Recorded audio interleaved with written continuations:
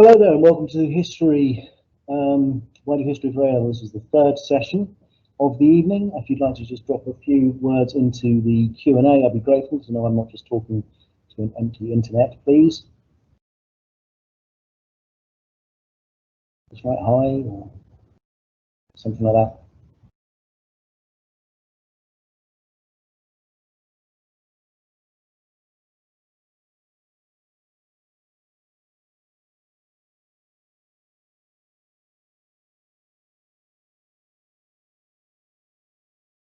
Still talking to an empty room by the looks of things.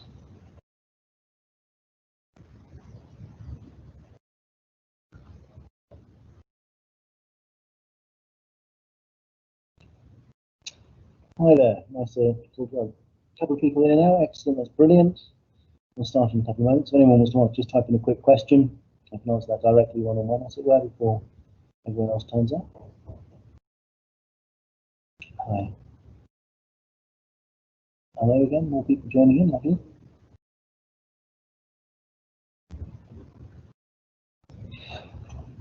Okay then, I'll make a start. So, why do history at A-Level at Prendergast? Well, I'm sure you've heard from people more important than me why Prendergast is such an exceptional school. And it really is. I've been teaching here since 2003. I've been head of department here since 2012. And I have absolutely no intention of going anywhere. I absolutely love it here. I've been able to shape what I consider to be an exceptional history A-Level. Using excellent teachers who are genuine experts in the subjects they teach in, and that's a really nice thing to be able to say. Because of our subject expertise and because we're enthusiastic about the topics we teach, that comes across very much to our students. And we sort of aim to develop a love of our subject which follows students out of the doors of Prendergast and follows them throughout the rest of their lives. A couple of more quotes there. One from Heigl being particularly interesting, and it's actually always a worry. I'm always worried about how few people in high office actually have a deep understanding of history. And I often wonder if Tony Blair had understood the history of Britain's involvement in Afghanistan, or David Cameron had a better understanding of the British history with Europe post-war. We might have had a very different history of this country, might look very different from where we are now. There are three key skills that come with the history A-Level, and they are inquiry, analysis, and reasoning.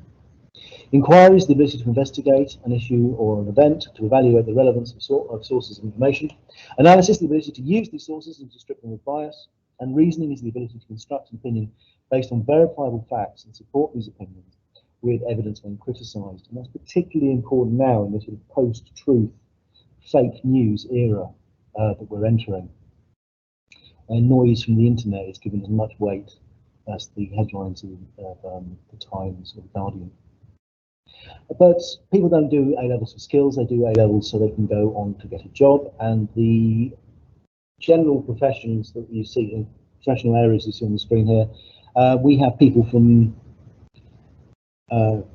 our history department who go on to do history degrees in each and every one of those professions. We have a student who did her degree at Cambridge, has literally just finished her barrister qualifications. She starts bar work with an important human rights law firm in London. I could also add on to this Interpol and UN delegate would also be professions that we've got people from the school currently doing. Is also one of the key A-Levels that are respected by the Russell Group universities, even if you're not going on to do that as an actual topic. But the course itself is split into 4 key units. In year 12, we look at Spain and Stalin's Russia. And in year 13, we look at Germany and rebellion disorder under the Tudors. So a little bit more about each of these units individually. Now, the first where we start is with Franco's Spain. Franco was the third fascist dictator in Europe, and he is comfortably the longest lasting. To put it into perspective, I was 9 when people stopped doing fascist salutes in Europe. We could have stopped it pretty much straight away. We stopped it certainly by 1945. All we had to do was turn left after D-Day. Franco would have crumbled in front of the Allied armies, but we didn't. We let it run until 1978. When people talk about the rise of fascism in Europe, first time since the war, they're wrong. Yeah? It's not, that's the year before Thatcher took over. Now that topic is examined with 2 questions in 1 hour and a half, and one of them is source-based. You'll notice sources making an appearance in all the examined topics. Then we go to the other side of Europe, where we look at how the dream of communism, that idea that all people are created equal and from each according to their worth, to each according to their need, and how that was corrupted into the mass graves of perhaps 10 million people. By the time Stalin dies in 1953, a third of the population of the Soviet Union are working in slave labour camps. A third of their working population is in slave labour camps, which is a jaw-dropping statistic.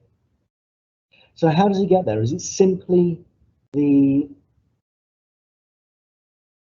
lone insanity, the lone paranoia of Stalin himself?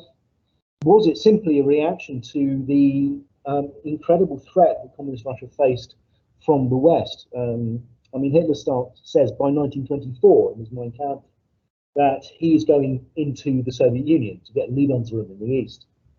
Or is it a more dangerous and sinister thing? Is it something that is a natural consequence of the communist way of thinking about things? Is it a natural consequence of sort of the extreme left-wing socialism that leads naturally to work camps, gulags, and death? This is a coursework unit and is a 3,000 to 4,000 word essay, which sounds terrifying when you say it like that, because actually most people want to go further than that. And in fact, the very, very best one we've had was 9,000 words.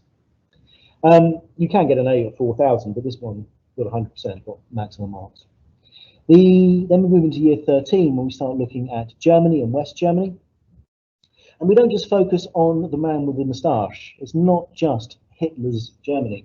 We're actually looking at a wider question, something called the Fischer controversy from the 1960s. Now, Fischer argued that democracy was actually the aberration in the history of Central European politics. And actually, Central Europe tends towards the totalitarian unless the democracy is being propped up by some external factor. He was writing in the 1960s, so he was talking about American support for the West German democracy. But those people who follow his controversy to this day would argue that the European Union is what is stopping Germany slipping back into totalitarianism.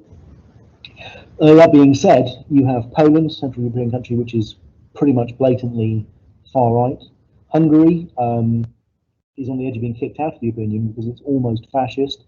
The main opposition party in Austria is fascist, and neo-Nazis are on the rise in Hitler's old state of Bavaria. This is examined in 2 hours and 50 minutes with 3 20-mark essay questions, one of which involves using sources.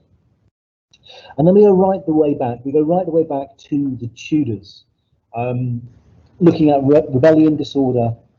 And we start with Henry VII pulling the crown from the thorn bush on Bosworth Field. We look at Henry VIII and his 6 wives. We look at the Pilgrimage of Grace. We look at Edward, the Boy King, and the rebellions of 1549. We look at Mary and her bonfires. And we look at Elizabeth and the Northern Rebellion of 69 and Tyrone's Rebellion of the 1590s. And this might seem like it's quite a big jump from the other units we studied, but it's not really, because each of the others starts with revolution. Each one is overthrowing what's seen as a diseased and corrupt regime. What ideology they slap on the top of that is what differs those. By looking at it in Tudor times, we can do that without the interference of ideology. We can see what it is that a state does. It creates a particular type of rebellion, a particular type of disorder. And that gives us a better understanding about discontent, about dissent, and about rebellion in general. So there's the, like I say, 2 hour and 15 minutes exam with 3 20-mark questions, one of which is source-based. So I'll go back to the actual content of the sources, bring up the Q&A. And do feel free to ask me as many questions as you feel like about anything either you've missed because you arrived a few minutes late and I was halfway through my blather, or just any questions from what's been raised.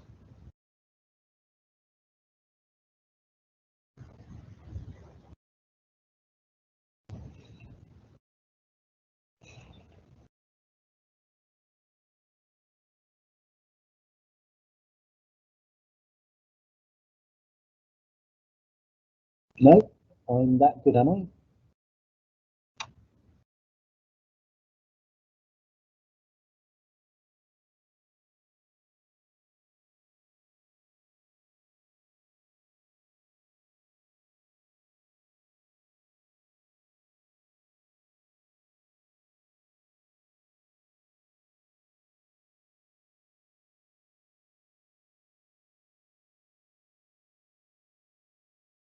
No, one last chance to ask a few questions.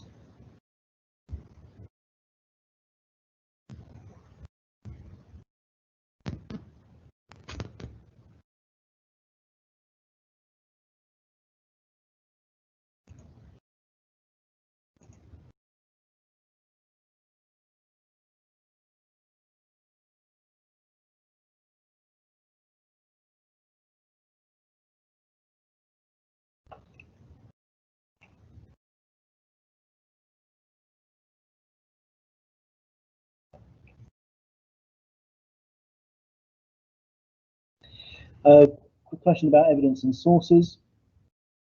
The sources in the exams are all written sources, and you're asked to do a variety of things with them, but mainly it's extracting that and comparing with your own knowledge. Obviously, through the teaching of this, we use all types of mediums, many mediums we can. In fact, there's a rather nice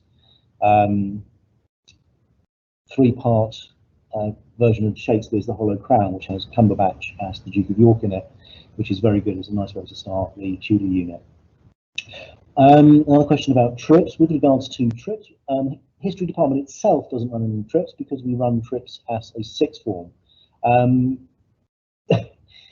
This year is probably not the best time to be thinking about trips, at least not under the current circumstances, but we're aiming to go to Berlin or to Rome. We have been to New York before. We're hoping to set up one that goes to Moscow and St. Petersburg, which we're looking forward to doing once we can actually do that, of course. Excellent. So thank you for those questions. I'm afraid I'm going to have to call it to an end now. So just give the show you on. So I'm Mr. Cox, and maybe a goodbye. And I look forward to seeing you at Year 12 Parents' Evening, and hopefully we can do this face to face. So thanks again. Bye bye.